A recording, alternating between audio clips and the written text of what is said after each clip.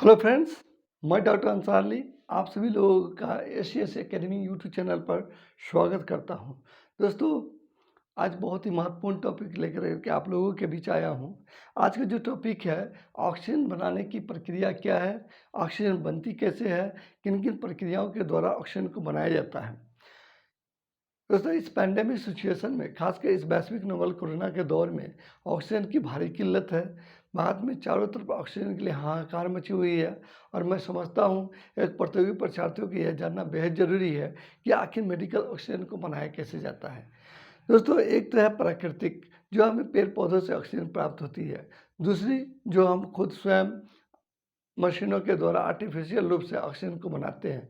उसको कैसे बनाते हैं, किन किन प्रक्रियाओं के द्वारा तैयार करते हैं, इस वीडियो के द्वारा जानने और समझने का प्रयास करेंगे। दोस्तों, ऑक्सीजन बनाने की जो प्रक्रिया है, उस प्रक्रिया को क्रायोजेनिक डिस्टिलेशन कहा जाता है। ऑक्सीजन बनाने की प्रक्रिया को क्रायोजेनिक क्रायोजेनिक डिस्टिलेशन डिस्टिलेशन कहा जाता है। दोस्तों, ऑक्सीजन लिक्विड के रूप में प्राप्त करने से पूर्व कुल 5 स्टेप से या 5 चरण से होकर गुजरना होता है। फर्स्ट स्टेप में जो है, या फर्स्ट चरण में हवा को जो है फ़िल्ट्रेशन करके शुद्ध कर लिया जाता है। और दूसरे स्टेप में जो है, हवा को कंप्रेस किया, हाई प्रेशर देकर के कंप्रेस किया जाता है। तीसरे स्टेप में हवा को गर्म और ठंडा कर डिस्टिल किया जाता है। और चौथे स्टेप में हवा से ऑक्सीजन को अलग कर लिया जाता है। और पाँचवें स्टेप में जो है, ऑक्सीजन लिक्विड के रूप में तैयार हो जाता है। दोस्तों, इसको विस्तार से समझते हैं। जैसा कि हम लोग जानते हैं कि ऑक्सीजन जो है वायुमंडल, पृथ्वी की जो वायुमंडल है, एटमॉस्फेयर है, एटमॉस्फेयर में ही अवेलेबल है। दोस्तों, इस एटमॉस्फेयर में कई तरह के गैसों का घटक अवेलेबल है। इसमें जो सर्वाधिक रूप से जो विद्यमान है वो नाइट्रोजन है। वायुमंडल में जो है, मंडल में सर्वाधिक रूप से 78% नाइट्रोजन है। 21% ऑक्सीजन है। और 1% जो है आर्गन है, हीलियम है, हाइड्रोजन है, नियोन है, जिनोन, कार्बन डाइऑक्साइड,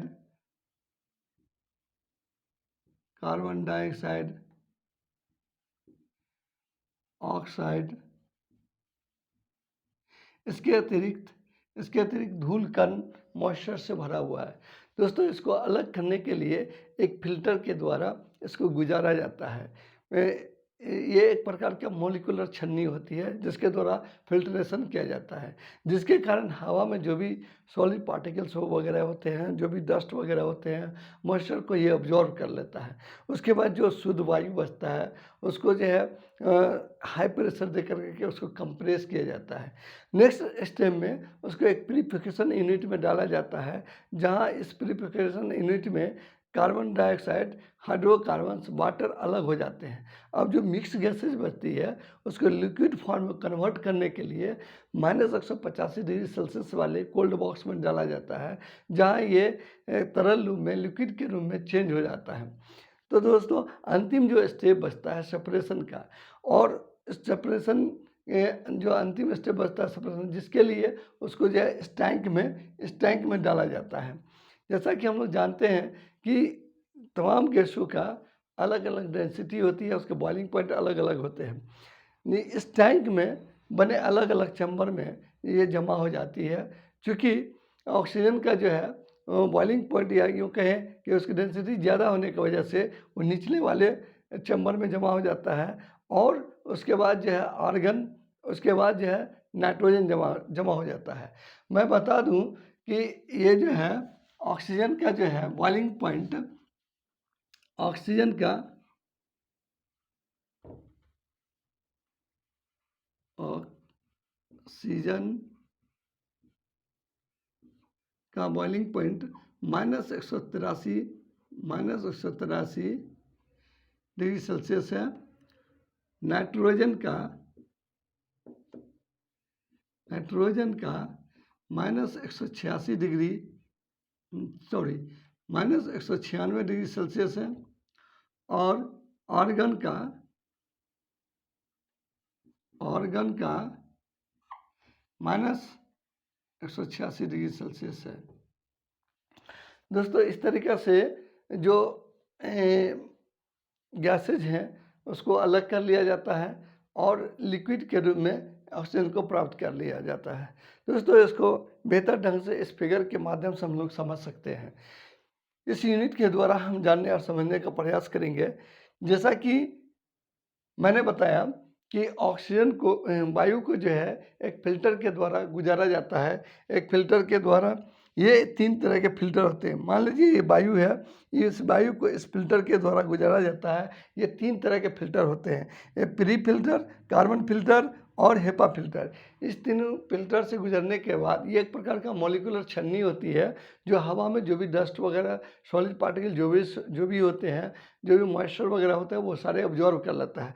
अब जो शुद्ध वायु बचता है वो शुद्ध वायु यहाँ से आगे बढ़ती है और इस यूनिट में पहुँचती है। इस यूनिट में ये पिस्टन के द्वारा एयर प्रेशर दे करके उसको कंप्रेस किया जाता है, कंप्रेस किया जाता है, जिसके कारण हवा का जो टेम्परेचर है, उसका जो तापमान है वो अत्यधिक बढ़ जाती है। ये कंप्रेस्ड हॉट एयर अब ये इस नली में पहुंचता है। इस नली के द्वारा इस चैम्बर में पहुंचता है। दोस्तों इस चैम्बर की खास बात यह है कि इसमें जो है एक कुंडलिक नुमा पैप लगा होता है, जिसके जरिए अति शीतल जल को गुजारा जाता है, यानी फ्रीजिंग कोल्ड वाटर को गुजारा जाता है। और ये प्रक्रिया कई बार होती है। जब ये हॉट कंप्रेस्ड एयर इस चैम्बर में आता है और इस पाइप के संपर्क में आने की वजह से, कांटेक्ट में आने की वजह से ये ठंडा हो जाता है। ठंडा होने के बाद ये जो है इस पाइप के जरिए बाहर निकलता है। इस पाइप के जरिए जो ऑलरेडी कोल्ड कंप्रेस्ड एयर ही होता है वो इसके माध्यम से इस यूनिट में पहुंचता है। इस यूनिट में पहुंचने के बाद जो है ये एयर जो है वो क्या होती है कि एक्सपेंड करता है, ये फैलता है, विस्तारित होता है, जिसके वजह से इसका टेम्परेचर गिर जाता है। जैसे कि मैंने बताया, इसके जो है प्रेशर, पिस्टन के द्वारा प्रेशर देने के कारण जिस तरीक़ा से वायु गर्म हो जाती है, अत्यधिक गर्म हो जाती है, उसी तरीक़ा से अगर वायु फैलता है या एक्सपेंड करता है तो उसका टेम्परेचर ड्रॉप होता है, गिर जाता है। तो इसी तरीक़ा से जब हॉट कंप्रेस्ड एयर जब इस सेपरेटर में आता है, इस यूनिट में आता है, तो इस यूनिट में वायु जो है, हमारा एयर जो है वो एक्सपेंड करता है, विस्तारित होता है, जिसके वजह से ठंडा हो जाता है। ऑलरेडी पहले से इस चैम्बर में ठंडा तो था ही, किंतु इस यूनिट में आने के बाद और अधिक ठंडा हो जाता है।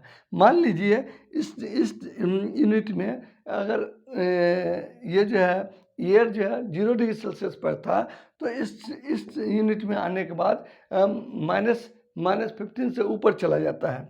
तो यहाँ पर जो है द्रव के रूप में जो हमको कार्बन डाइऑक्साइड होता है वो ठोस रूप में सॉलिडिफाइड हो जाता है, मतलब दैट मीन्स गैसेज स्टेट से सॉलिड स्टेट में चला जाता है। और इस सेपरेटर के द्वारा, इस नली के द्वारा शुष्क बर्फ के रूप में हम हासिल कर लेते हैं, ठोस के रूप में जो है यहाँ से अचीव कर लेते हैं। अब जो मिक्स गैसेज बचती है वो इस पाइप के जरिए वो इस एक्सपेंशन जेट में पहुंचता है। दोस्तों इस एक्सपेंशन जेट को विस्तारक जेट कहते हैं। इसमें एक बार मिक्स गैसेज आने के बाद एक बार फिर से विस्तारित होता है, फिर से एक्सपेंड करता है, जिसके वजह से और अत्यधिक ठंडा हो जाता है और अत्यधिक फ्रीज हो जाता है। और इसकी फ्रीजिंग इतनी हो जाती है कि मान लीजिए कि इसकी फ्रीजिंग जो है, यहाँ पर हम लोग देख रहे हैं ऑक्सीजन का जो है माने जो बॉइलिंग पॉइंट है, क्वथनांक जिसको कहते हैं, बॉइलिंग पॉइंट -183 डिग्री सेल्सियस तक चला जाता है। और नाइट्रोजन है -100 -199 -96 डिग्री सेल्सियस तक चला जाता है और आर्गन जो है -186 डिग्री सेल्सियस तक पहुंच जाता है।